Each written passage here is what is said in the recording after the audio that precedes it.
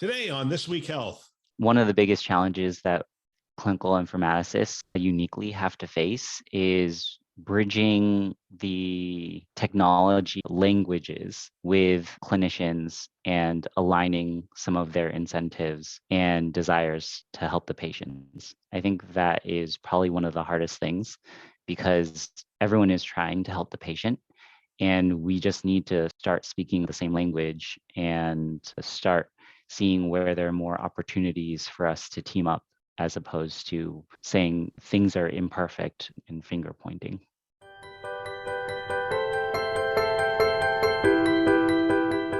Welcome to This Week Health Community. This is Town Hall, a show hosted by leaders on the front lines with interviews of people making things happen in healthcare with technology. My name is Bill Russell, the creator of This Week Health, a set of channels designed to amplify great thinking to propel healthcare forward. We want to thank our show sponsors, Olive, Rubrik, Trellix, Hillrom, Medigate, and F5 in partnership with Sirius Healthcare for investing in our mission to develop the next generation of health leaders. Now, on to our show. Hello, I'm Jake Lancaster, an internal medicine physician and the Chief Medical Information Officer for Baptist Memorial Healthcare. And today I have on the program Nathan Young, a Clinical Informatics Fellow and an internal medicine physician. Nathan, welcome to the program. Thanks for having me. For the audience, can you tell us just a little bit about how you got into clinical informatics and what you were hoping to get out of the Informatics Fellowship? Sure. I got into clinical informatics a little bit from the quality improvement standpoint of things. I was very clinical in my training. I stayed at my medical school because I thought I would get really great clinical exposures. And what I realized while I was there was there's a lot of broken processes, a lot of things that were just classically Swiss cheese model errors where we saw opportunities for the EHR to do a little bit better and to do a little bit more for us, taking care of complex academic patients who belong at academic health centers. And I got into informatics because I really wanted to understand the power of the tools that we had available, how we were currently using them, and how we could potentially use them better. And so I went into Informatics Fellowship with the goal of learning some of these approaches, learning how we use some of these tools, both with the EHR and non-EHR systems, and what those tools, my goal has been to understand what those tools can do for us going forward as we do more and more in the ambulatory quote unquote environment outside of the traditional walls of the hospital. Well, that's great. So every Informatics Fellowship program is slightly different. Can you tell us a little bit about the structure of your program and what sort of things are you being exposed to? So I'm a second year fellow at UCSD, and our program is honestly really, really flexible. I went into fellowship looking for a place that also had an NLM program training PhDs. And I wanted some of that research exposure to understand how some of the biomedical informatics people were trained and approached some of these problems, and worked together with those trainees on some of those joint projects. That was one of the electives that we had took. And then some of the more structured curriculum has been around the different areas and aspects of our main EMR, which is Epic, and looking at the structure of how some of these things have been coordinated and governed across population health, across the ambulatory teams, and across the inpatient services to give kind of a longitudinal exposure of what are the problems that the health system is facing. And I was lucky enough to join when we had a lot of stuff being implemented around the CA Notify app, which was California's notifications for COVID exposures, which was a really interesting implementation. And right now we're actually planning for a big PACS vendor switch. And so seeing that kind of change management and how some of these things have evolved, it has also been a big part of some of our structured curriculum. You'll learn a lot, certainly, from that PACS switch. That's not going to be a very small project, I imagine. Definitely not. It's very large teams, and trying to make sure that all of these niche cases are established with a good workflow. And we were chatting a little bit before we started recording, and you were telling me about a project you're doing with connected glucometers. Can you comment a little bit more on that? Sure. So one of the things that we had noticed was there were certain patients who, despite our best efforts of our primary care faculty group, still needed a little bit of extra monitoring, a little bit of extra attention. And one of the ways that we wanted to monitor these high need individuals, maybe their disease has been stable and then suddenly start progressing, or they've always had kind of a progressive, poorly controlled state. We wanted to stand up a connected glucometer to track these patients and have a higher touch platform. And so the pilot phase has kind of been implemented where it's a platform for endocrinologists to enroll some of their more complex patients and report out to other teams with the population health space on where they're having challenges and give us insight into when we need to reach out to them to make sure that they're starting to move in the right direction and starting to get their diabetes under control. Talk to me just a little bit more about how the data is used. I know when we talk about remote patient monitoring and we talk about all the data that could potentially be fed into the EHR to the primary physician, sometimes there's a hesitancy on the primary physician's side because that's a lot of information and they're going to be nervous that they'll not be able to react to every data point, they may miss something. So are the endocrinologists going to be the ones responsible for reviewing all this information coming in, or is there a dedicated team that can only refer the high-risk patients back to them? So right now, as it exists, only the endocrinologists are referring patients into this platform. We kind of carefully designed the alerting criteria, and there's a dedicated team run out of the population health group that tracks and monitors this kind of subset of the endocrinology diabetes patients. And when we notice that one of our triggers or flags is being set off about one of these patients, they receive another touch, another communication to see if there's something else that we can do, if they're running into a certain type of problem, to kind of escalate the number of touch points and the number of times we're reevaluating them to see if we can intervene earlier. Okay, so you have a little bit of a certain criteria that have to be met before an alert gets sent to the team. How did y'all decide on those thresholds? A lot of it was consensus amongst the specialists around what are the typical times that we'll be receiving data from the patients, how often we expected them to be uploading information to us, and then when we thought it would be a reasonable time to flag someone as normal or abnormal. And it was based off of tighter trends versus looser trends, depending on the patient. But one of the things that the endocrinologist also wanted was a little bit of individualized control of them as the specialists saying, okay, I want to slightly adjust this flag for this patient and see if there's a little bit of a compliance issue or if there's extra information just from those daily fluctuations.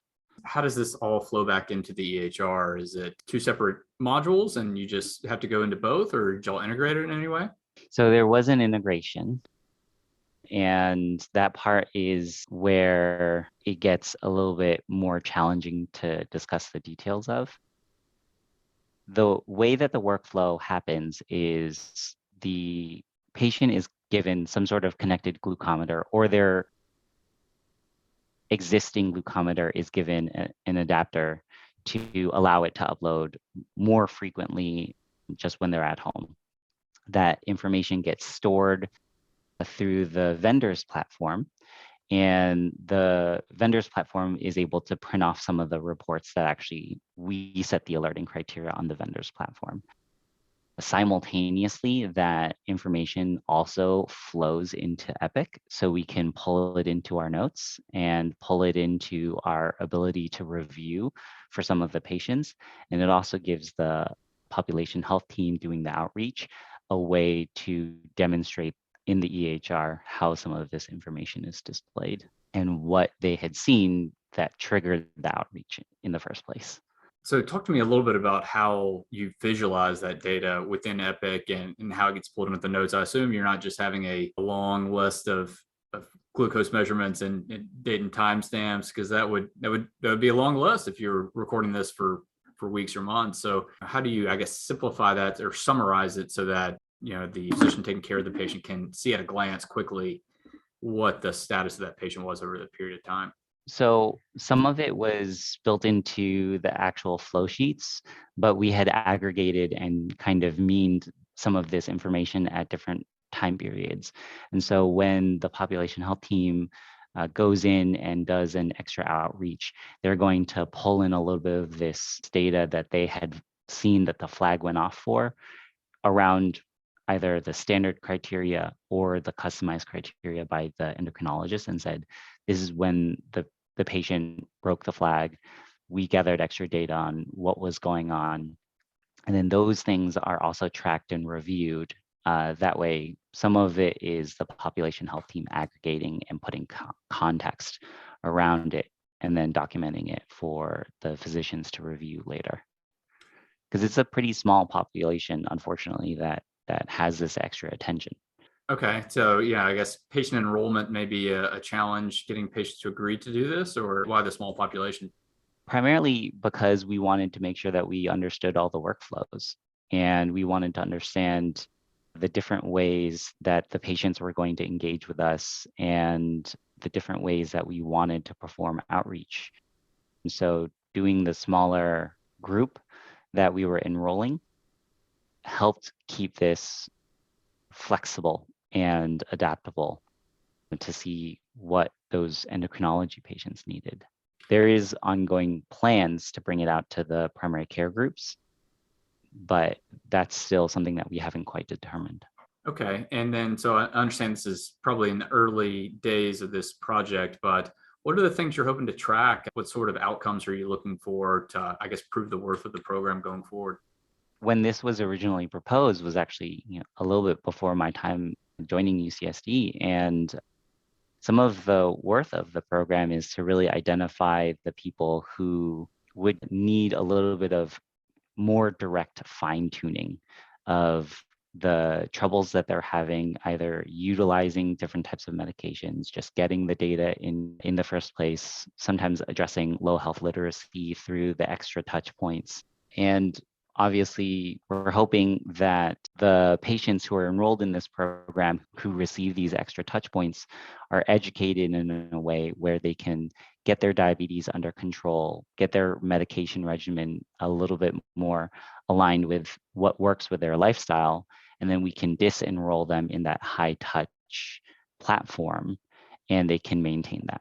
Well, definitely sounds like an exciting program. I expect more places are going to be doing some of this work with remote patient monitoring. But what else can you tell us? What else are you working on as part of the fellowship program?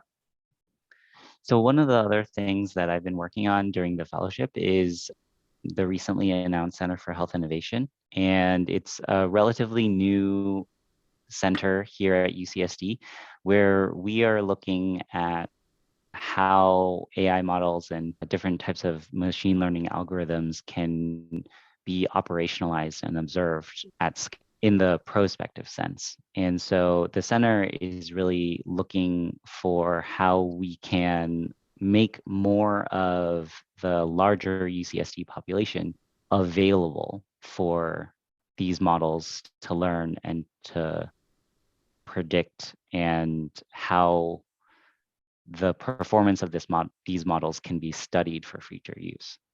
So are y'all looking to do this for, I guess, external vendor models that you bring into the system, or these internally developed models, or are you looking to do it for both? Ideally, we'd like to be able to do it for both.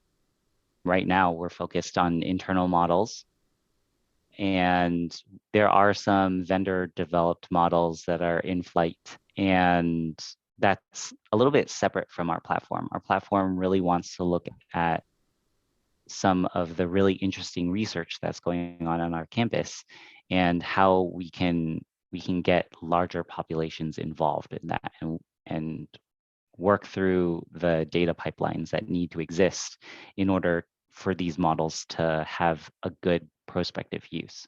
No, that makes sense. I mean, there's always a lot of challenges with bringing in an external artificial intelligence program into any system. There's challenges with integration. There's also challenges in that the data that the model was trained on might not be the same as what you have within your wall. So it looks like you're hoping to address kind of making it easy to onboard new algorithms, as well as to make sure that you can fine tune it with your own data prior to implementation. Yeah, it's really trying to do things thoughtfully and carefully, but apply these models at a larger scale and get them potentially up and running for study. And so that's the ultimate goal, is that we want to develop these pipelines for models to be studied pretty much at scale and see how they perform, to really grow and learn as model developers, but also as clinical informaticists, deciding on what workflows are working, what workflows aren't working, when do we want or need some sort of AI model. Because it's easy, I guess it's relatively easy to say that you can develop a model that will look at an image, but we have to know what to do with it after and how it's going to change things after.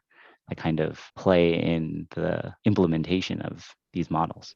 That's a great point. And thank you so much for your time and for agreeing to come on today. Going forward, what do you see as the biggest challenge that you would like to address through clinical informatics? I think one of the biggest challenges that clinical informaticists uniquely have to face is bridging the technology languages with clinicians and aligning some of their incentives and desires to help the patients. I think that is probably one of the hardest things, because everyone is trying to help the patient, and we just need to start speaking on the same language and start seeing where there are more opportunities for us to team up, as opposed to saying things are imperfect and finger pointing. Well, thanks again. I definitely learned a lot. Certainly doing some interesting work out at UCSD, and wish you luck going forward in the future. Thank you so much for having me. I love this show. I love hearing from people on the front lines. I love hearing from these leaders. And we want to thank our hosts who continue to support the community by developing this great content. We also want to thank our show sponsors, Olive, Rubrik, Trellix, Hillrom, Medigate, and F5, in partnership with Sirius Healthcare, for investing in our mission to develop the next generation of health leaders. If you want to support the show, let someone know about our shows. They all start with This Week Health, and you can find them wherever you listen to podcasts. Keynote, Town Hall, Newsroom, and Academy. Check them out today, and thanks for listening. That's all for now.